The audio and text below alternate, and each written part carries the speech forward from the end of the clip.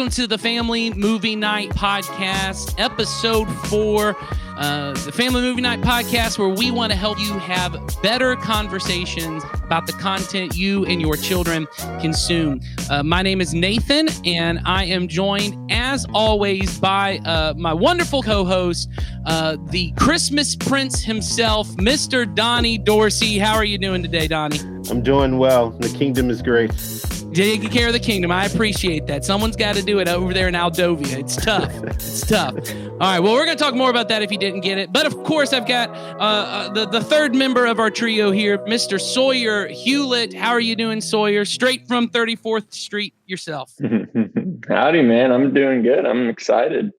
Yeah, I'm excited to talk about this. And here's what, if you've already seen the description of this episode, you probably are wondering, what in the world are these three guys going to do talking about Hallmark movies? And you're right.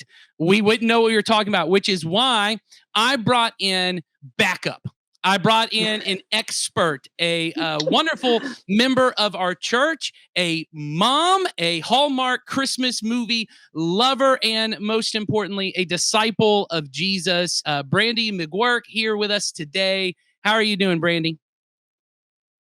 I'm doing well. Thank you for having me. Hey, we are so glad to have you on, because I will say this, Donnie, if you had to put yourself on a level of expertise with Hallmark, or I'd just say like romantic Christmas movies, where are you putting yourself, Donnie? So you know how the scale like in school is like A to F? I'm going to put myself on incomplete because I do not have enough information or context in most cases. So I'm caught up in the story because I'm just trying to trudge along and understand what's going on. That's all right. But you, a married man who also has a daughter, a 7-year-old daughter, is that correct? Yes, that's 7-year-old daughter. So yep. she's probably going to start getting into these movies as well at some point. Yes. Now, I do want to say, before we get too far into this, I will say, when I started kind of looking for guest hosts to come in with us, I don't want to become totally sexist on this. I know several men who are very into Hallmark Christmas movies. Brandy, has that been your experience in life, that you've met several guys who are into this? My husband enjoys watching them with me. He's like me. We have our limits of how much we can watch, because they make a lot of them. But he enjoys them also, and he's actually got his favorites that he wants to watch this year. So, yep. There you go. Now, Sawyer, where's your level of expertise coming into this? So I grew up with a sister and a mom. And so I'm not totally inexperienced in this genre of film. And so, I chose a movie to watch today that I had seen many times before. Well, good. I think I've probably seen more than the average 25-year-old single dude, at least. So I think I'm hitting above 500. Maybe not. Maybe there's a whole community out there, Sawyer. And very true. I'm sure there's a Twitter following for 25-year-old single dudes who like Hallmark romance. Right. Christmas they got movies. bronies. They got Hallmark dudes. There you go. That they do. I'm all for it. I will say this: most of my life, this has not been my genre. I grew up with a dad who was really into, all kinds of movies, but we watched romantic comedies. I'll say that, but like not anything, not anything in this kind of genre. Tom Hanks. Romantic comedies, all those kind of 90s romantic comedies that were really popular. I grew up with a dad who loved war films and westerns and sci-fi and that kind of stuff. And then I was into comic books, and my brothers are into sports. And so this just never entered my world until last year, when I have 4 daughters. And I'll say my wife is not into these movies. She actually gets very frustrated when I'm watching them with the girls, because I'm now kind of into these movies. So, and we'll get to that in a moment. But before we do, I just want to let you know, if this is your first time on this podcast, the goal of this is we encourage every family at Community Christian to have a family movie night once a month. And it's to help you and your children build memories. We want you guys to bond together as a family, but also because it gives you an opportunity as a parent to start conversations that matter. In fact, the whole goal of our family ministry is to help you to raise your children to love Jesus and his way of life more than anything else. And we know that critical to that is that you love Jesus, and that you, as you love your children and that you are building into them, you get opportunities to build your relationship and speak into that. And as always, as I have been forgetting, but I remembered on this episode, we want to remind you to not just like this video and subscribe to our YouTube channel, follow us on Facebook, but if you're a parent, go to Facebook, go to our Facebook page. We have a parent group, the See Kids parent group, that if you go to the groups tab under our Facebook page and you find that group and then click the join group button, you'll be able to be encouraged and supported as a parent, because we want to help give you as many resources as we can, as many opportunities as we can for you to not only better love your children, but help them to love Jesus and his way of life. And as always, the point of this podcast is not to just add another thing to your list as a parent that you feel guilty about not doing. Most of parenting is looking around at everyone else and going, I feel bad about what I'm not doing. That is not the point of this. We want to make it easier for you and your kids to enjoy being together so that you can build memories and have conversations that matter. So throughout our conversation today, we're going to be having a lot of fun, and we want to help you think through simple and easy ways to share your love of Jesus and his way of life with your kids. So let's get to it. Today, we are talking about Hallmark Christmas movies, but we know when we started talking about this, Hallmark Christmas movies it began on the Hallmark channel, produced by the Hallmark company.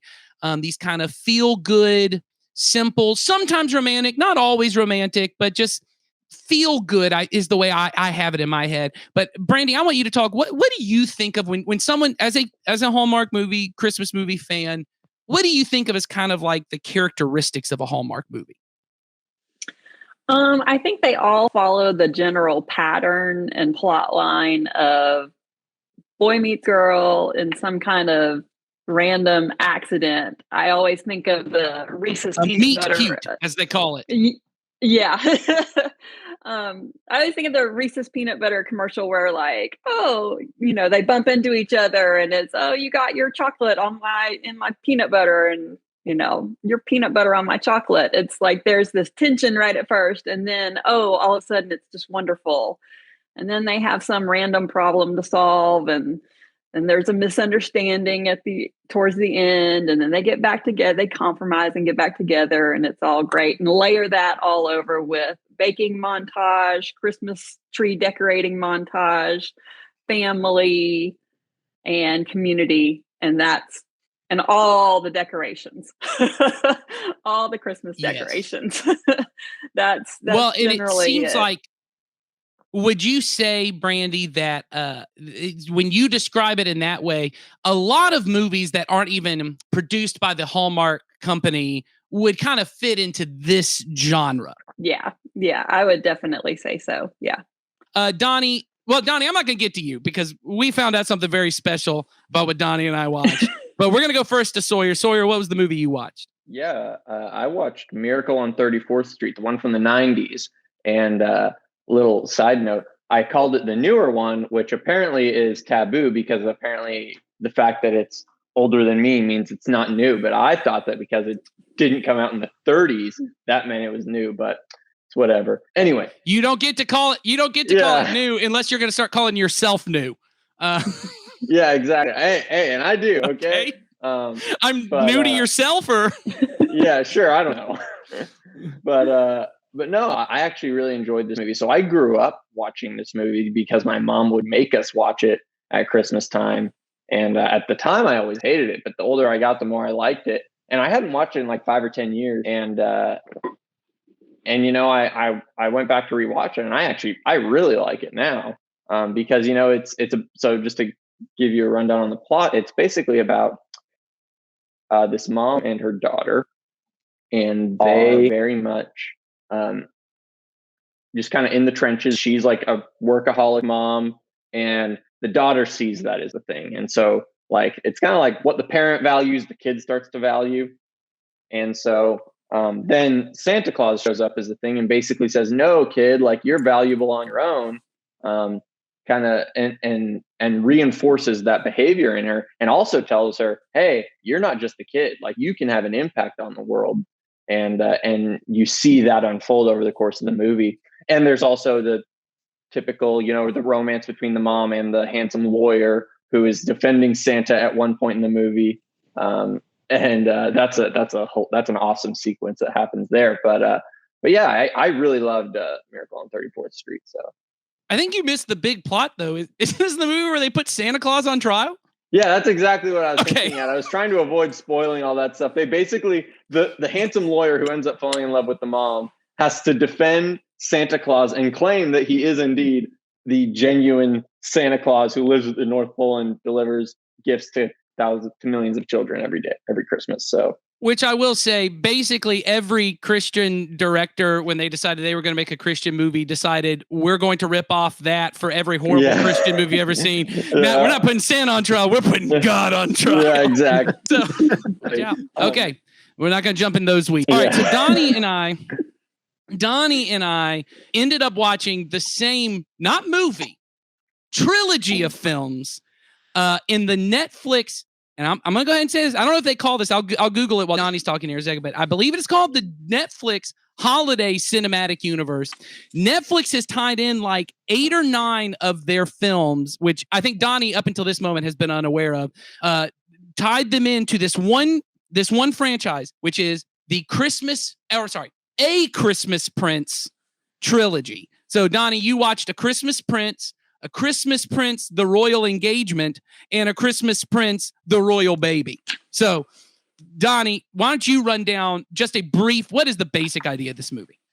So the basic idea of the movie kind of goes back to what Brandy was talking about, is that it kind of has the same tropes of like, it's this woman who has this identity of what she does, and she's a reporter, and so she's basically like, she's sent out to cover the royal family.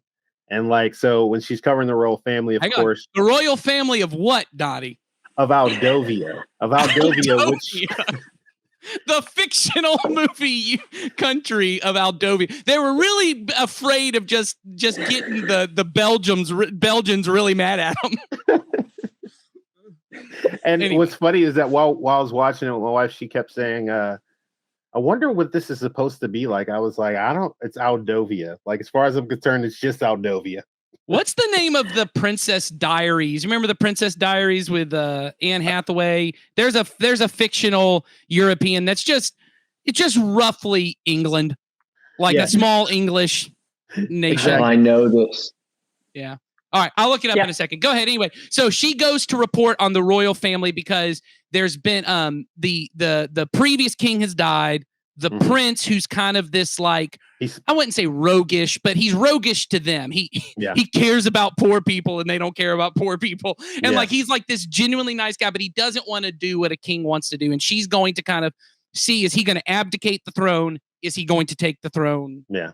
Because the whole point for her to go to do the reporting was actually because, you know how like the gossip magazines will say, hey, this person is this way. Like, so he's supposed to be like this playboy, like this guy that's always getting girls. But she comes to find out that he's more than that. Like what Nathan was talking about, like that he's much more than that. He's a king that actually cares about people, you know, and slowly more of the story unfolds and you find about his history. And I don't know if I'm going to spoil it, but you'll find out that there's a little more about this prince. Yeah. In the first movie, you figure out there's a secret the family's hiding that she kind of uncovers, and it's a whole thing. But anyway, so they fall in love, obviously. Yep. And it's kind of their romance. She doesn't fit into their typical idea of what a princess should be because she's not very royal or elegant. Like, there's a whole plot point in the first movie that she wears Converse, like Chuck Taylor Converse, under her wedding dress. And they're like, oh. They're like, oh, how horrible that this could happen. There's like I guess like the recurring term that they kind of use is protocol. Like everything is about the protocol. Like you have to stay within the royal protocol, and she does not fit in that in any way. Right. She's go ahead. Oh, well, I was just going to say, and those movies. So obviously, I mean, there's a trilogy, so they get together. The second movie is about their engagement. The third movie is about their baby. And there's all these different things that happen. Then my children wanted to watch. So in addition to Christmas Prince, my children wanted to watch A Night Before Christmas, a K knight, like a sword and shield knight before Christmas, which is about a 13th century knight who gets transported by a witch to this future small town around Christmas. They fall this girl who's lives in the town falls in love with I think it's Vanessa Hudgens, falls in love with the knight. And at one point, someone says something about the royal wedding in Aldovia, and I was sitting there and I went, wait a second. So I started Googling around. Well, I found out that last year my children had watched a movie called, I think it's called The Princess Switch, which is also Vanessa Hudgens. It's very Parent Trappy. She finds out she has a twin that is the princess of this other country. They switch lives. It takes place in the same years. That country has relations with Aldovia. So they are all in this same cinematic universe. There's another Netflix movie called The Holiday Calendar where the royal wedding is on in the background of a TV at that point. Netflix is tying these things in, doing their own MCU. They are Babe Ruth and calling their shot, taking aim at the Marvel Cinematic Universe, saying we're the biggest one in town. And I know I'm saying this like it's a joke. I'm actually a little intrigued by all of this. I am fully bought in. Donnie, what was your experience watching A Christmas Prince? Honestly, like I said, it goes with like a lot of the tropes of like, like, hey, fall in love with the person that you're supposed to feel bad, like to be like negatively about, and then you slowly, like through her kindness and through her generosity and just her being herself authentically, changing what they use as the protocol to where the norm became being a good person and being authentically yourself. Yeah. Well, and I think so. I'll just say for me, I kept telling myself, all right, we got to do this Hallmark thing. We got to talk about these movies. And then I watched it and I was fully on board with it. I was like, this is kind of fun. It is. And I know the term that Brandy used with me, and that's kind of where I want to start our conversation as far as how to talk about these movies with your kids. Cause the truth is the particular movies we watched weren't really as important because I think we all agreed they all kind of have similar characteristics. When you're watching these, you're going to watch these. If you're into Hallmark Christmas movies, you're going to be watching these with your kids. What's important is, are you going to have conversations, and what kind of conversations are you going to have? One, I'll let you know that may need to be important. I looked up the Princess Diaries country. It is Genovia. That's the name of the country. But when you Google Princess Diaries country, the first Google result that comes up is 19 things you probably didn't know about the Princess Diaries. And then the quote above it is, Genovia is not a real country. So one of the 19 things you may not have known is that Genovia isn't real. So, all right. So let's get to how to have conversations about this. Brandy, you brought in an idea that I think is really important. And I'll say, as a father of 4 girls, I really want to kind of take a lesson from you on. So why don't you talk a little bit? You talked about how these movies address identity and where we as followers of Jesus should be finding our identity. So can you talk a little bit about that? Yes. So at least in the Hallmark movies, I have noticed that all of the female lead characters are very much, they have their identity really set, either with their job or their talent or something that they're good at. And so their identity is linked to that, or their identity is linked to their family and their community. And it's a good thing. It's a good thing that these characters are using their talents and their gifts to support their family and their community. But what I wanted to address was that as Jesus followers, I feel like our highest identity needs to be as disciples of Jesus. We live, we're talking about the prince and the kingdom and everything. Well, we live in the kingdom of God. And Jesus is our prince. He is our Prince of Peace. And so that needs to be our highest calling, our highest identity. And from that, all our other identities it trickles down to all of our other identities. one of the things that got me thinking about this was recently I had been reading in the book of Matthew with my discipleship group. And when Jesus got baptized, you hear the Father's voice saying, "This is my dearly loved Son who brings me joy." And then Jesus goes out and starts his ministry. And so for me, what I took from that was that the Father made very clear Jesus's identity. This is my dearly loved Son, and he brings me great joy. Before he done anything, he brings me great joy. And so I think that we need to understand that our identity is in Jesus, that God loves us, he is pleased with us, and he accepts us for exactly who we are. Not because of our relationships, not because of what we do, not because of our community. He accepts us exactly for who we are. And then out of that, that's how we go forth and we live our lives in our communities and in our jobs and in our relationships. So that's what I was thinking. So I think that's huge. And I really appreciate that you said that, Brandy, because I think that part is just huge of, and I think this is true for everybody. I think it is natural that we find our identity. And I love that you mentioned the story of Jesus' baptism, where God says, "It's my son who I'm," and I love the translation of you said, "Oh, I find deep joy in." I think that's just absolutely pivotal. And then I think it was Henry Nouwen who once wrote about that. Then it's from that place he goes and gets tempted in the desert. And what the devil is actually attacking is where Jesus finds his identity. And that the three things all of us find our identity is either in what I have, so like what I own. So that could be my job and I'm wanting to earn a bunch of stuff, or it could be my identity is in what other people think of me, right? Which I know these movies tackle a lot. Like Christmas Prince is very much like all these people think things. Is that who I really am kind of stuff? Or then ultimately what I do, what I'm able to produce, the job I have, these kind of things. And that God, like I say to my daughters all the time, God created you on purpose with a purpose. Like you were not an accident. God knew he had something specific for you to do. But your identity is not in that thing that you do. And that is such an important thing. And I think, and this gets to kind of the second thing I want to talk about. We call this a segue in the biz.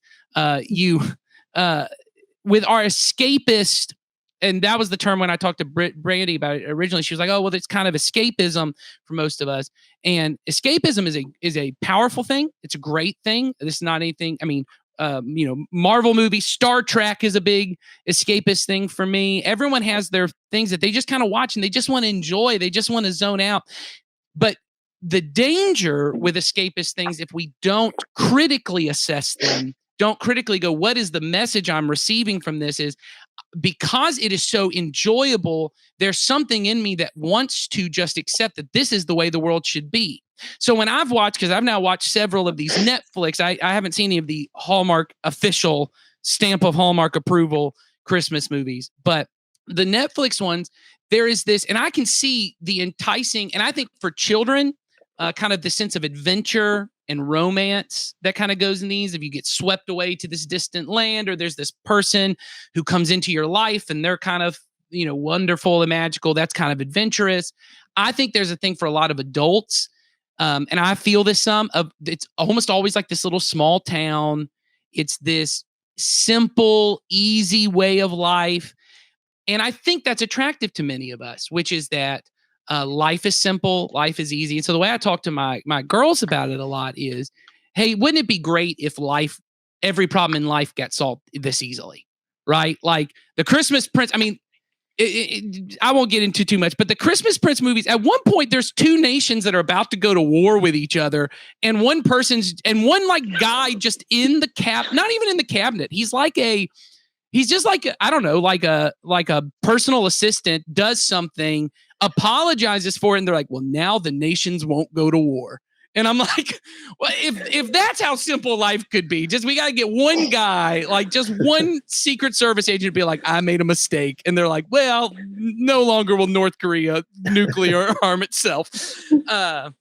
But there's something attractive about that life could be solved that easily. Now, the one good sense of that I think we should elevate is, well, Jesus offers us a life that if we put our whole focus on following him, we can become the kind of people. And so that is simple and that is easy in its life. But life by its nature is difficult.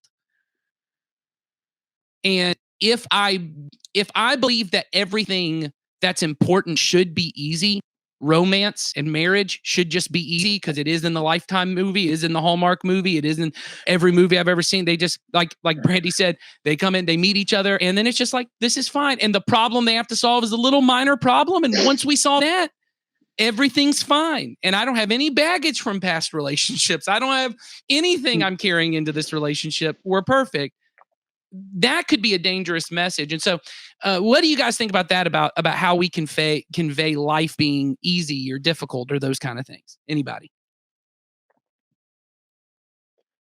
Well, I think Miracle on 34th Street really hits to this a little bit, because the plight of the little girl in the movie is life is not going ideally right now, but everyone's telling me it is. And so maybe I should just give up and accept that. But then Santa comes into her life and tells her, no, like there's a plan for you and you need to like work hard and like realize yourself. And like Nathan and I were talking about it a little bit earlier, like it's very much a First Timothy situation where it's like, no, like you can affect change in your world and stuff like that. And then that's what happens to the girl. That's her journey over the movie, is her realizing that she can affect change in her life. And it's a really important message to send to children in particular, that they are agents of change, from God, at least. That's how God. Well, and I think being able to tell them, I know in that movie in particular, the idea is that no one believes the little girl. The girl's the one who has the knowledge no one else does. And that certainly really hits with kids, of like, no one listens to me, no one believes me, no one trusts in me. But I think the idea of being able to say, in the First Timothy verse you're referencing, is when Paul says to this young leader, don't let anyone look down on you because you're young, right? Yeah. That God has gifted you in a specific way. I do think that's an important message too, to send to our kids. And when you're having this, of being able to say to your kids, like, hey, I want you to tell me when you think something is wrong. I want you to tell me when you think I'm wrong. Now, that right there is a dangerous thing for a parent to say, because it's tough. And maybe Donnie or Brandy could speak to this, of when your kids do come and kind of confront you about something, how difficult, how defensive you can quickly become, but also just how important it is as a parent to even just allow them to speak, even if they're not right. Even if they're not right. Certainly you should listen, because they may be right. Your kids can point out things you do wrong that you don't know you do wrong. But even if they're not right, to not shut down the conversation as, well, I'm mom, I'm dad, you don't ever question me.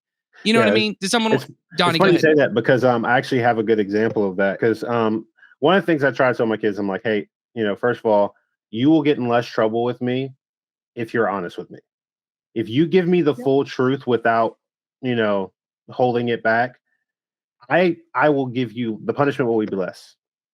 Yeah. Now there's still consequences that come with the decision that you made, but that doesn't mean, but if you lie to me about it, the consequences can be heavier. But a perfect example of this was actually maybe a couple of weeks ago. So something had been knocked off of a table in the house. And I thought that it was one of the kids, because they've been jumping around and playing and doing this stuff on this, watching a video, this like a exercise video or something. And so in that moment, so I have because of course when I have indoor camera, so I can kind of go back for that kind of stuff, to kind of see if things happen, just especially when if they get an argument, that way I can kind of see where it started, if there was an issue. But it was interesting was that I didn't realize that I had accidentally knocked it off the table. So this was a moment where I had to own up to the fact that I made the mistake, because I did essentially accuse them of it, because I assumed it was them. And so I had, as a parent, kind of humble myself there and go, look, I apologize. I made the mistake of assuming that you had caused the problem.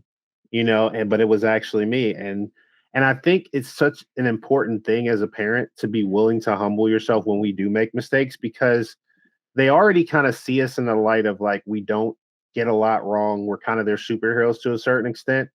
Like we can't do wrong. But when we show them that we do have, like, so to speak, cracks in the armor, it lets them know that when they make a mistake, it's not the end all be all. There's more to it. There's a next step to fixing it and correcting the problem.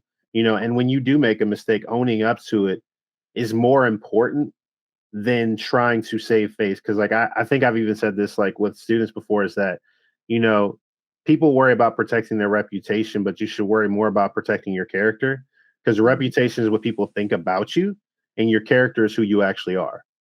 That's huge. Yeah. That's good. That's good. Brandy, I saw you shaking your head. What do you think about this? Yeah. So I've got an 18-year-old and a 21-year-old, both boys. And once you get in those teen years, this becomes really, really important because they'll call you out on it for sure. And so I, as much as possible, try to preemptively say, when I mess up, I try and preemptively say, okay, that was wrong. I shouldn't have done that. And if they do call me out on something, like you said, Nathan, you got to take a deep breath and really let me hear the words that they're saying, and let me try and figure out where that's coming from. And are they right? Am I doing that? And a lot of times they are. And a lot of times it is something that they should call me out on. But sometimes it's just their perspective. And what's most important, I think, for our relationship is that they understand that I hear them. Even if I don't agree with them, they understand that I hear them. And I think that's a huge part of just in any relationship, and loving somebody is taking the time to hear what they're saying, whether you agree with them or not, taking the time to hear them. And it makes them more willing to come to me and have those hard conversations when I mess up, when they mess up, when they're having some sort of feelings about themselves or their own insecurities and anxieties. They are much more willing to come to me and talk to me about those things when I've been open with them and talked to them about the same kind of things. So I think it's really an important thing. And I think it's a great foundation to lay when your children are young. But it does get harder after they get older. So. Yeah.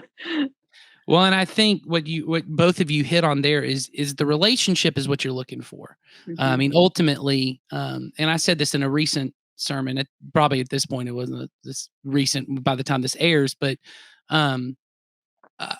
about ultimately what your goal as the parent is trying to get your child into a relationship with Jesus, that they become a disciple of Jesus, because it is those relationships that will fix the problems. We try to preemptively fix problems. Like, I see this anger problem in my kid, I see this thing. And as a parent, we should be aware of those things and we should be trying to talk to them about it. But often the things we do to try to fix them either cause more of the problem or cause other problems that need to be fixed. Whereas the relationship we have with them, when they're an adult, I can help walk them through those problems as well. And so the relationship thing, I think, is huge. And you would not have a relationship with somebody if every time you went to them and you were like, hey, this really hurt my feelings, or hey, I wish we did something different. That person said, nope, I'm the friend. You can't question me. Like, no one can ever say, and it's not to say as a parent, there aren't times you just say to your kid, hey, it's because I said so. And later you have a conversation, because sometimes it's immediate, and this isn't a judgment on any of those, but I think the point that we're trying to convey, and I think this is kind of how I want to close out, a way to use these movies to do that is the conversations we're asking you to have with your kids may not be conversations that happen while you're watching the movie. The movie, and I have seen this huge in my family, either my kids or I can use these movies as examples of things. Hey, do you remember when we watched that movie and that one character tried to speak up and the mom and dad, they weren't really listening? I want you to know you can always talk to me. And then now you actually have to back that up. But this is a way to have that conversation. Or, hey, remember, Donnie mentioned this already. Remember how that girl, she went and they didn't like her and they thought all kinds of bad things about her. But because she was so kind, she was so generous, she was so gentle that everyone started to change their opinions about her. You know, that's the way Jesus calls us to live, that we lead by example. If we want other people to be kind and generous, we be kind and generous first. So you don't necessarily have to have these conversations while you're watching the movie, but they are examples that other times you can pull out. And now that your kids have something that they were emotional about, they laughed at, they felt joy, they felt maybe romance, they felt these other things while they were watching the movie, that triggers a memory for them. And now you can tie it to Jesus. And now hopefully they tie Jesus to joy, and they tie Jesus to laughter, and they tie Jesus, all those kind of positive emotions. So that's kind of where I want to end us up on this. I think there's some really good stuff in here. I know Donnie and I would definitely suggest a Christmas Prince trilogy for anybody to watch. Mhm. Young, old, man, woman, prince, no prince, watch the movie. Right, Donnie? That's right. And here's a little tidbit fact.